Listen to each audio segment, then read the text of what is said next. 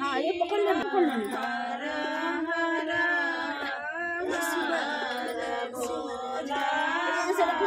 खूब बड़ा कर दिया काय धूप रखले मम्मी आधा टिकवा ललका बहनी की तो पूजा होता